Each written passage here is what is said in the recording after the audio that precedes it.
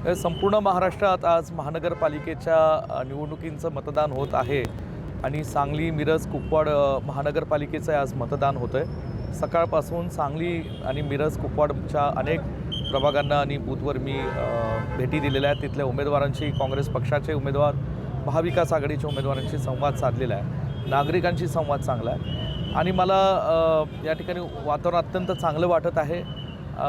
लोकांचा उत्स्फूर्त प्रतिसाद आहे।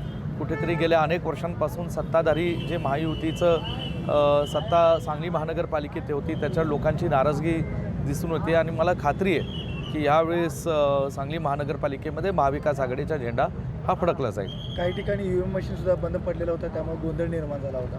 नाही, EVM मशीन का बंद पडतात, कशा बंद पडतात हे तर निवडणूक आयोगाचं ही जबाबदारी आहे पूर्णपणे। इथल्या स्थानिक प्रशासकीय निवडणूक अधिकारी जे आहेत त्यांची ती जबाबदारी आहे।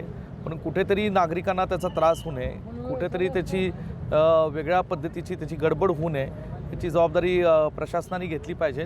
आणि एखादं मशीन बंद पडलं तर त्या ठिकाणी तो वेळ त्या बूथवरच्या असणाऱ्या नागरिकांना त्यांचा लोकशाहीचा अधिकार बजावण्याकरता तो वेळ वाढवून दिला पाहिजे नियमानुसार। शिंदेच्या शिवसेनेकडून आणि भाजपच्या कार्यकर्त्यांकडून काल पैशाच्या मागणीवरून जोरदार राडा झालेला आहे 2-3 ठिकाणी। म्हणजे महाराष्ट्रात एकूणच भाजपकडून पैसे वाटप होत असल्याचा प्रकार घडतोय। कोल्हापूरला पण तसंच घडलेलं आहे। शिंदे गटाकडून आक्षेप घेण्यात आला आहे। शिंदे गटाकडून पैसे वाटप होत असल्याचा आरोप करत भाजपने आक्षेप घेतला आहे। असं सगळं चित्र महापालिकेच्या निवडणुकीत पाहायला मिळतं, जे युतीमध्येच चालू आहे एकमेकांच्या। नाही, युतीमध्ये काय काय चालू आहे हे संपूर्ण महाराष्ट्राने मागचे 20-25 दिवस हा तमाशा पाहिलेला आहे। महायुतीतले लोक आणि किती एकमेकांवर किती प्रकारची चिक्कलफेक करतायत।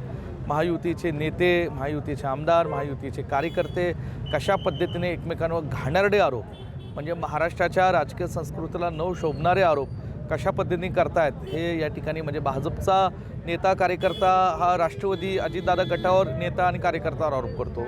राष्ट्रवादी अजितदादाच्या नेते कार्यकर्ते हे भाजपवर नाही ते आरोप करत आहेत। भाजपचे लोक परत शिवसेनेच्या एकनाथ शिंदे साहेबांच्या गटाच्या नेते आणि कार्यकर्त्यांवर आरोप करत आहेत। तसं शिवसेने एकनाथ शिंदे गटाचे नेते कार्यकर्ते भाजप राष्ट्रवादीच्या उमेदवारांवर आणि नेते कार्यकर्त्यांवर आरोप करत आहेत। हा तमाशा या महाराष्ट्राने पाहिला आहे 20-25 दिवस आणि हे तमाशा काही महाराष्ट्राची जनता फेस करणार नाही। पैसा नेमका हा आला कुठून? हा जो पैसा निवडणुकीच्या पुरतं त्याच्या लोकांना आपिष दाखवण्याचा प्रयत्न हे करतायत। एवढा पैसा आला आहे कुठनं?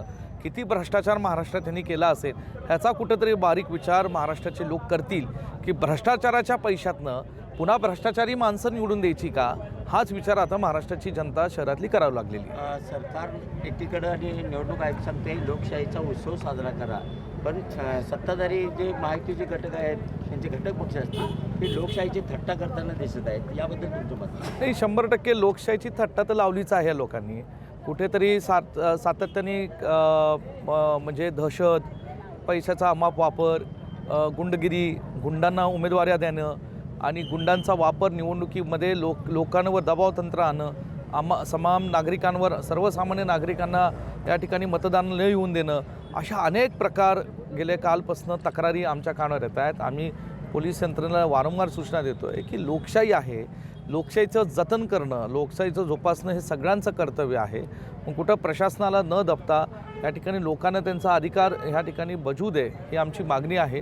परंतु ही जी काय गुंडगिरी, गुंडा प्रवृत्तीचे उमेदवार हे भाजप आज आणि महायुतीचे नेते देत आहेत हे जनतेला मान्य नसणार आहे। ओके, बस।